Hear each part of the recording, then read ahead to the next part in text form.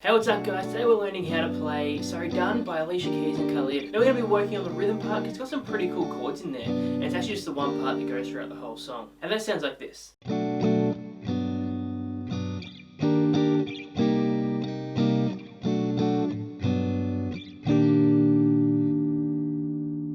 Now you'll notice that I am using bar chords here. Unlike most of my other videos, in this one I'm not going to teach you how to play it without bar chords. Because of the chords we're using here, there's actually not a great way to play this with a capo. At least not one that I found anyway. If you find a really good way to play it with a capo that still sounds like the original song, definitely let me know in the comments. So we're going to start with a B minor 7. So we're going to bar the 2nd fret up to the 5th string. Add your 3rd finger onto the 4th string in the 4th fret, and then your 2nd string onto the 2nd string in the 3rd fret.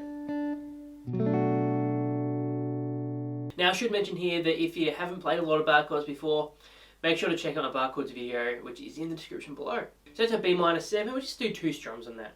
Then we go to a G major 7, and this chord change is actually a pretty nice one to do because we're not really moving our hand position at all. So what we're going to do is pop our 1st finger up to the 6th string in the 3rd fret. Your 3rd finger stays where it is, so that's on the 4th string in the 4th fret.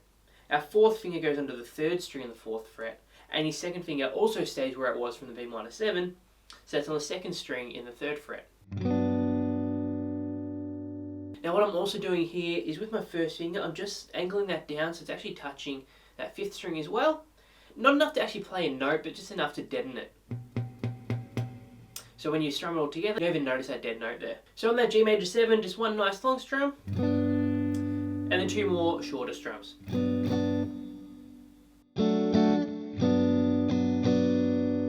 Then we go to an E major 7.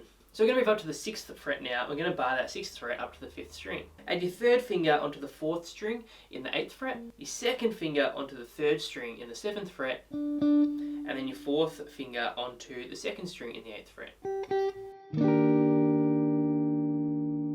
And again, just 2 short strums on that one. And then we go to a C minor 7. So we're going to go back to the 3rd fret and bar that up to the 5th string. And it's exactly the same shape as that B minor 7, just moved up 1 fret. So we're adding our 3rd finger onto the 4th string on the 5th fret, and our 2nd finger onto the 2nd string on the 4th fret. And we do the same strumming as we did on the G major 7. So one nice long strum, and then 2 shorter strums. So all that together.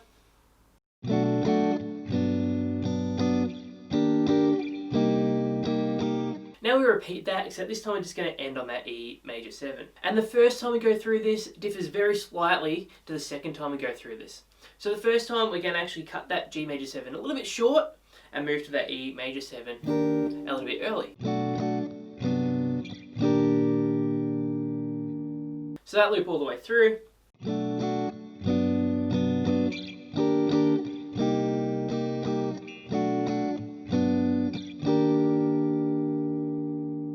Now the second time we actually hold on to that G major 7 a little bit longer. So just adding a little bit of extra space there.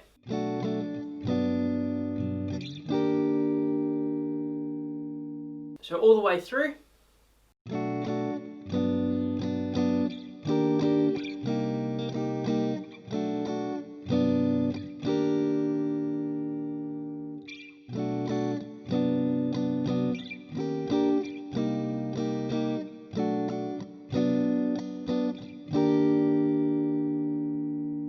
And that's pretty much the guitar part through the whole song. Now with that C minor 7, there is another way you can play it that some people might find a little bit easier, and that's to use your 2nd finger on the 6th string all the way up at the 8th fret, and your 3rd finger to bar the 4th, 3rd and 2nd strings.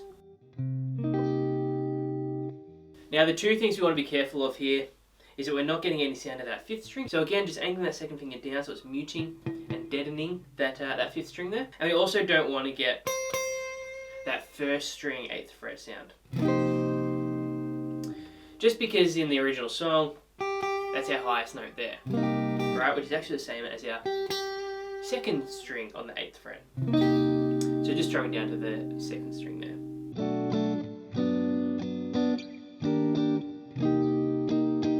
Very slight difference in sound there. So I would personally go back to that first C minor 7 shape that I showed you, but it's really up to you. Now the other thing I will mention, if you want a softer sound, it actually sounds really nice to strum this with your thumb. So we're using the pad of our thumb. Make sure you don't get any fingernail in there. That's going to really soften the sound up a lot.